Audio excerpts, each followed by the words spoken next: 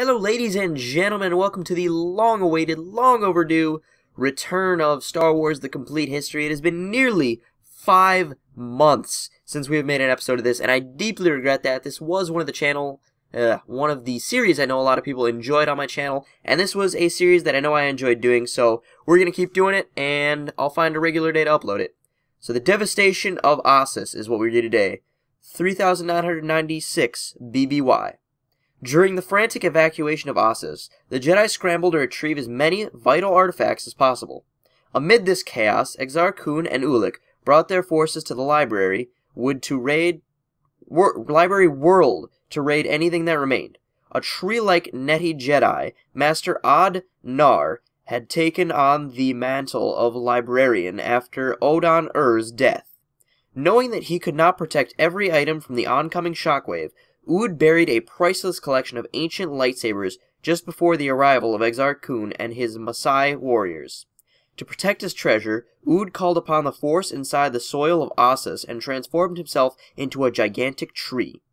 Gathering up the remaining plunder, Exar Kun departed Ossus.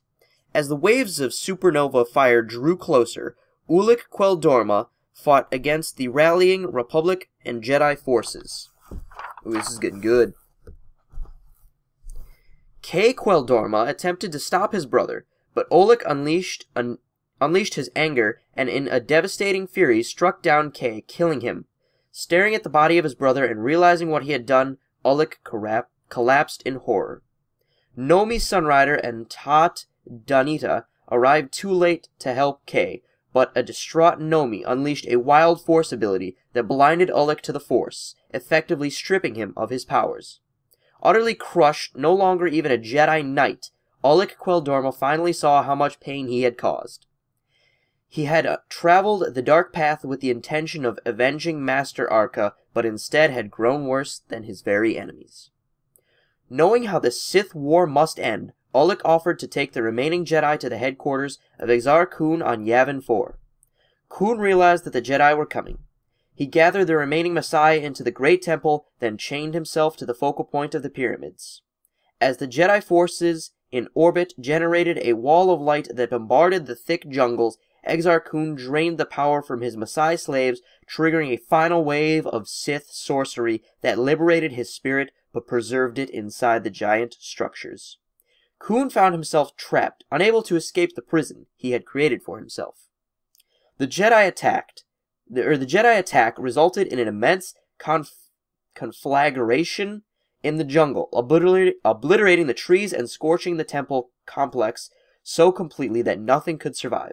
The victorious Jedi Knights departed and worked to pick up the pieces of the damaged Republic. The Mandalorian Crusaders, defeated during a battle on Onderon, fled under the leadership of a new Mandalore. The Republic seized control of the Empress Teta system, scattering the Krath. Surviving Sith forces retreated to territory that had historically been considered Sith space in the Outer Rim near Korriban, Thule, and Yavin. The Dark Reaper superweapon lay smashed on Raxus Prime, though its power source, the Force Harvester, remained intact and overlooked beneath garbage strata. With Ossus ruined, the Jedi relocated their headquarters to their existing temple on Coruscant, expanding the structure that already sat on the site of a Force wellspring. They had also increased their ties to the office of Supreme Chancellor. Now we are going to read The Great Hunt, 3993 BBY. With the Sith seemingly extinguished, attention turned to cleanup. For 3 years following the Sith War, the Jedi Knights were sent on a dragon quest. Tarantex,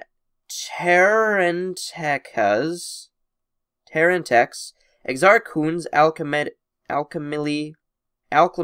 birthed monastrites that fed on Force-strong blood still prowled the Rim worlds.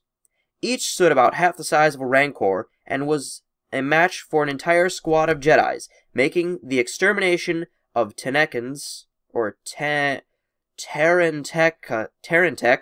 the Order's highest priority at the time. 3 renowned Jedi Knights showed up their remarkable legends during the Great Hunt. Duran Queldorma, cousin of Oleg and Kay, joined with his lover Shela Nur and the hard-bitten brawler Gun Han Shresh to slay the mightiest Tarantex.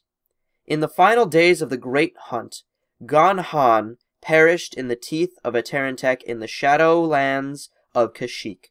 Duran Queldorma and Shalea Nur were slain while fighting another of the killer beasts in the tombs of Korriban. Queldorma's force-imbued robe, once worn by Kay Queldorma, would later be found by Darth Raven decades later. So that is all we have time for in this episode, so make sure you stay tuned for more history of Star Wars. It is coming, the series has returned, and you guys should definitely be excited for the next episode, the redemption of Oleg Queldorma. I will see you guys there.